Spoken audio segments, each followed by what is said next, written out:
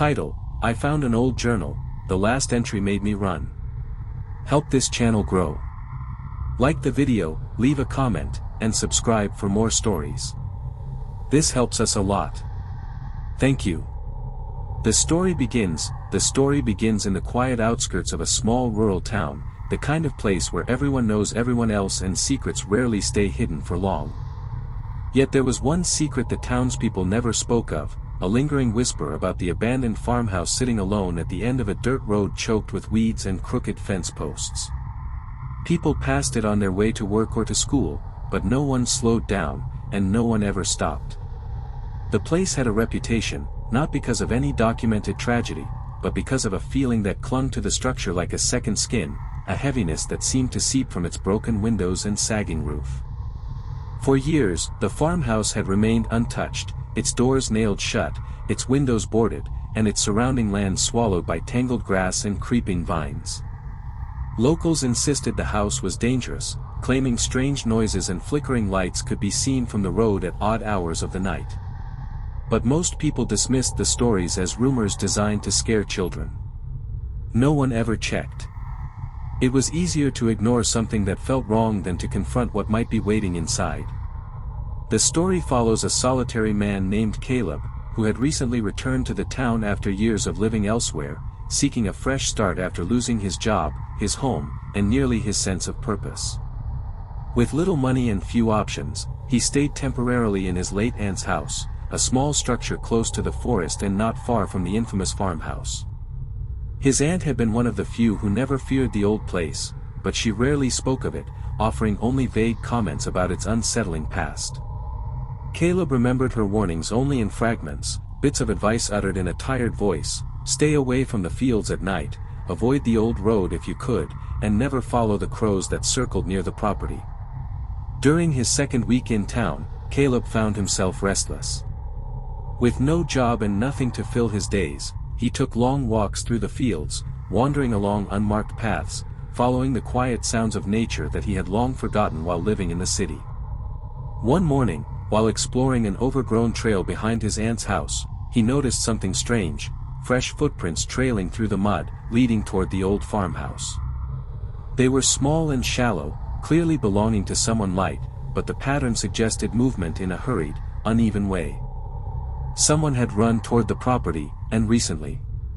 Caleb paused, considering his options, but curiosity gnawed at him more intensely than caution. He followed the prints, pushing through thick weeds until he reached the outskirts of the forbidden farm. The air felt different there, dense and unmoving, as though the wind refused to pass through the area. Birds that had been chirping behind him moments earlier fell silent, and the distant hum of insects seemed to vanish completely. He felt the shift immediately, a subtle tightening in the space around him, like the world had paused to watch him trespass. Despite the tension prickling his skin, Caleb approached the house. He noticed the boards on the windows were newer than expected, secured tightly as if someone had tried recently to keep something inside rather than outside. The door, though weathered, had a shiny new padlock that seemed out of place compared to the rest of the property's decay. Something was off. No one maintained the place, yet someone had taken precautions to keep it sealed. As Caleb circled the house, he spotted a narrow gap between the boards on one of the side windows. Through the crack, he could just barely make out a section of the interior: dusty floors, collapsed furniture, and an odd collection of scattered papers. Most were crumpled or torn, but one object caught his attention: a small, dark journal resting on a wooden chair that remained somehow upright amid the ruins.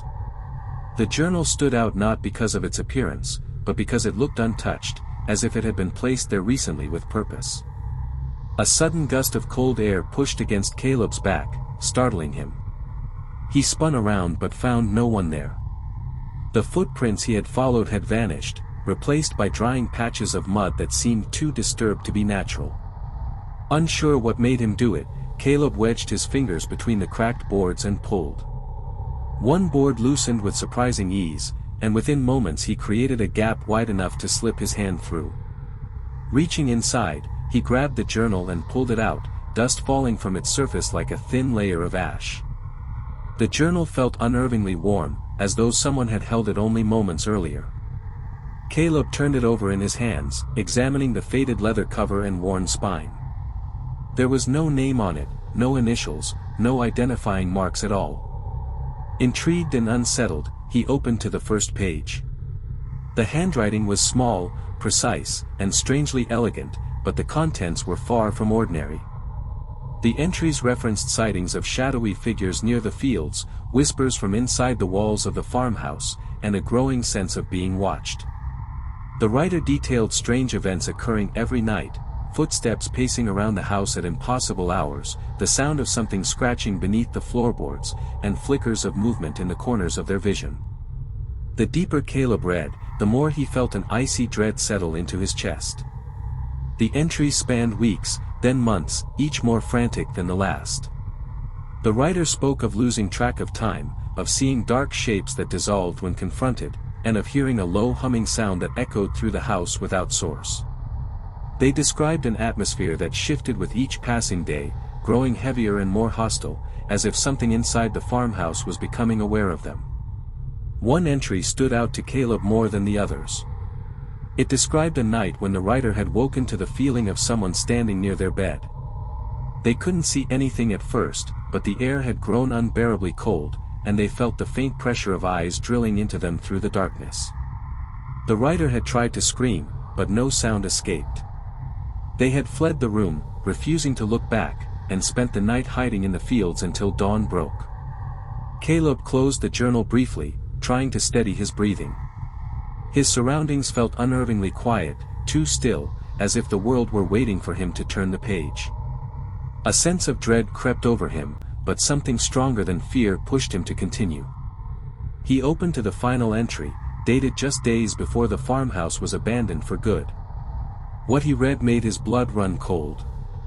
The last entry described an encounter unlike the others, a moment when the writer realized the presence in the house had grown bold enough to reveal itself. They wrote of waking to a deep, resonant vibration trembling through the walls, accompanied by a smell like damp earth and decay. They followed the sound to the main hallway, where the air seemed to shimmer and bend, as though something enormous pressed against the fabric of reality. The writer sensed they were no longer alone. They felt a breath on their neck, warm and deliberate, followed by a whisper that they could not fully understand but felt deep within their bones. It told them they would never leave, that the house had claimed them, and that anyone who found the journal would share their fate. The writer ended by urging whoever discovered their words to run, insisting the house itself was alive and hungry, waiting patiently for its next victim to arrive. Caleb stumbled backward from the journal, the words burned into his mind like a brand. The warning felt too precise, too intentional, as though the writer had known someone would one day pry the journal from the house and fall into the same trap. Caleb tried to steady himself, but the oppressive stillness of the farmhouse grounds made every breath feel like an intrusion. The wind refused to move, the trees stood silent, and even the air felt unnaturally heavy. Something was wrong, something deeper than fear or unease. It felt like the house itself was aware of him. He forced himself to move, stepping away from the window and gripping the journal tightly. He told himself he would return to his aunt's house, read through the final pages again, and convince himself the writer had simply been losing their sanity. But as he turned to leave, a hollow thump echoed from behind the boarded walls. Then another. Slow, rhythmic, deliberate. Caleb froze, listening as the sound repeated, each strike vibrating faintly through the ground beneath his feet. It was coming from inside the house, from somewhere deep within the walls. Caleb backed away, but the thumping grew louder, as though whatever was inside the house sensed his presence and was trying to reach him. He refused to look back, focusing instead on the narrow path through the grass. But before he took a full step, the noise stopped. The silence that followed was worse than the sound itself, a suffocating void that seemed to swallow the world around him. Caleb's pulse thundered in his ears as he forced himself to walk. He moved slowly at first, then faster, until he reached the edge of the trail. Only when he reached the curve of the hill did he glance back. The farmhouse stood unchanged, motionless, its boards still intact. Yet something felt wrong. It took Caleb several seconds to realize what it was. The shadows around the house had shifted. They stretched outward, reaching across the dying grass like long, black roots, inching toward where he had been standing. Caleb blinked, and the shadows snapped back into place as though they had never moved. He quickened his pace, refusing to look over his shoulder again. The journal felt heavier with every step, as though it were trying to root him to the ground. By the time he reached his aunt's house, his thoughts had spiraled into a frantic loop. He shut the door behind him, locked it, and walked straight to the kitchen, placing the journal on the table as though it were something toxic. Caleb paced the room, trying to calm the adrenaline tearing through his chest. After several minutes, he sat down and opened the journal again, forcing himself to read the final pages in full. The writer described the presence in growing detail, how it moved through the walls like smoke, how it whispered from unseen corners, how its shape was never quite clear but felt unmistakably human. They wrote about dreams that didn't feel like dreams at all, where they wandered through endless hallways that matched neither the layout of the house nor any building they knew. In those dreams, something followed close behind, its footsteps soft but deliberate, always stopping when they turned to look. The final sentences were scrawled in frantic strokes. It knows you are reading this. It knows you are here. Leave before it marks you. Leave before it takes your name. Caleb slammed the journal shut, his breath unsteady. He didn't know what the writer meant by marks you, but a sense of impending dread wrapped around him like a tightening rope. The house had felt aware of him, but what if whatever was inside the house was aware of the journal as well? That night, Caleb struggled to sleep. Every creak of the floorboards made him flinch, every shift of the house felt like footsteps approaching his room. He tossed and turned, unable to shake the feeling of being watched. When he finally drifted into an uneasy sleep, he found himself standing in the same hallway the writer had described. The wallpaper peeled in jagged strips, the floorboards stretched far longer than possible, and a soft humming echoed through the space, vibrating against the base of his skull. He tried to move, but his feet felt rooted to the floor. Something was behind him. He couldn't see it, but he felt it, a presence tall and unmoving, its breath slow and deliberate. He woke with a gasp, drenched in sweat. The room was dark, but not silent. A faint scraping sound came from the corner near his closet, soft and steady, like fingernails dragging across wood. Caleb didn't move. He didn't breathe. The sound continued for several seconds before stopping abruptly. In the silence that followed, Caleb forced himself to sit up and turn on the lamp. Nothing was in the room. Yet the sense of something watching lingered in the air like a residue. The next morning, Caleb decided he needed to destroy the journal. He grabbed it and walked outside, heading toward the fire pit behind the house. He placed the journal inside, struck a match, and dropped it onto the pages. The flame flickered, then died. The paper had not even singed. He tried again, lighting multiple matches, but the result was the same. The journal refused to burn. A cold realization settled over him. The journal didn't want to be destroyed. Panic surged through him. Caleb threw the journal onto the ground and stepped away, trembling. The warnings in the final entry echoed in his mind, and for the first time he wondered whether the writer had truly escaped the house or whether something far worse had happened. Desperate, he returned to town, seeking anyone who might know the history of the farmhouse. Most people avoided the topic entirely, brushing him off or changing the subject. But an elderly man outside the general store finally spoke up. His voice was low, barely above a whisper, as he explained that the farmhouse once belonged to a family who vanished without a trace decades earlier. The only clue left behind was a journal found on the kitchen table, written by someone who wasn't part of the family at all. The authorities never identified the author. The farmhouse had been boarded up shortly afterward.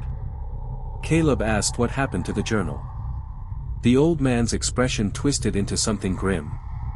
"It always shows up again," he said. "Doesn't matter who takes it. Doesn't matter where it ends up. It finds someone new to read it." Caleb's stomach turned. He rushed home, only to find the journal waiting on the kitchen table where he had left it the night before, untouched, as though it had never been taken outside at all. The house groaned softly, the walls seeming to exhale. Caleb felt a pressure closing in, an invisible weight settling around him. He picked up the journal with shaking hands and opened it again. Beneath the final entry, new words had appeared, written in the same elegant handwriting. "You were warned." Caleb dropped the journal, but the words burned into his mind. He ran outside, unable to stay inside the house any longer. He sprinted down the path toward town, not stopping even when his legs began to ache. But no matter how far he ran, he felt the presence behind him, silent, patient, following. When he finally reached the edge of the woods, he dared to look back. The shadows around his aunt's house were shifting again, stretching outward, creeping toward him like living tendrils. He realized then that the journal had done exactly what it was meant to do. It had marked him. And the thing that had claimed the farmhouse was coming for him next. If you've made it this far, you're stronger than most who hear stories like this. But strength won't protect you if something from this tale decides to follow you.